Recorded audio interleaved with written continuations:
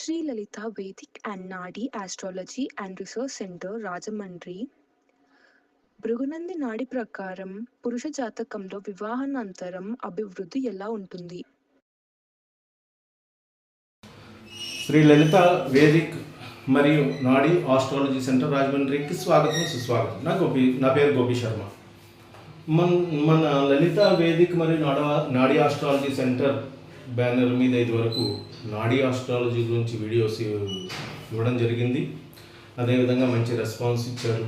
కానీ కొన్ని అనివార్య కారణాల వలన, సమయభావం వలన కొంతకాలం పాటు వీడియోస్ చేయడం జరగలేదు. తిరిగి ఇప్పుడు కొనసాగిస్తున్నాం. కొనసాగింపులో భాగంగా మనం నాడీ ఆస్ట్రాలజీలో కొన్ని టిప్స్ జ్యోతిష్కులకు కానీ కొత్తగా నేర్చుకునే వారికి కానీ అందజేయడం జరుగుతుంది.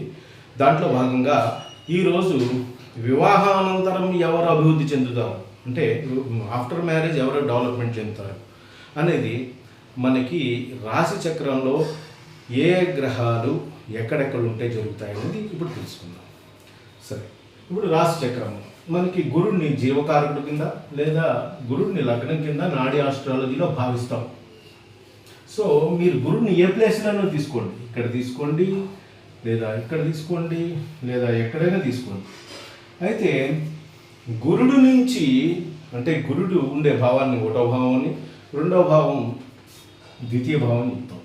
సరే, ఆ ద్వితీయ భావంలో శుక్రుడు ఎవరి జాతకంలో ఉంటాడు, ద్వితీయ భావంలో శుక్రుడు ఎవరి జాతకంలో ఉంటారో వాళ్ళు వివాహానంతరం అభివృద్ధి చెందుతారని చెప్పుకోవచ్చు. అదేవిధంగా గురుడి నుంచి 5వ స్థానం ట్రైన్ అంటారు, నాడీ ఆస్ట్రాలజీలో ట్రైన్ అంటారు.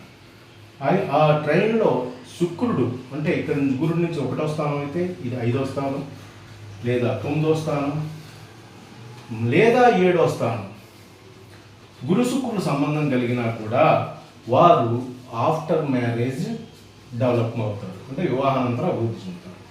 అదేవిధంగా ఇంకో పారామీటర్ ఏంటంటే శుక్రుడు కనుక ఉచ్చ స్థితిని పొందితే ఎవరి జాతకంలో, అంటే మగవారి జాతకానికి మాత్రమే, మగవారికి మాత్రమే ఈ శుక్రుడు కనుక ఉచ్చ స్థితిని పొందితే వారు వివాహానంతరం కూడా అభివృద్ధి చెందుతారని తెలుసుకోవచ్చు. అదేవిధంగా గురుడు కనుక శుక్రుడు యొక్క రాశిలో కనుక ఉంటే, అంటే శుక్రుడు యొక్క రాశి అయిన శుభం కానీ తులలో కానీ గురుడు కనుక ఉంటే కనుక వాళ్ళు ఆఫ్టర్ మ్యారేజ్ డెవలప్మెంట్ అవుతారని తెలుసుకోవచ్చు. అదేవిధంగా మనం రేపు వచ్చే వీడియోలో ఆడవారి జాతకంలో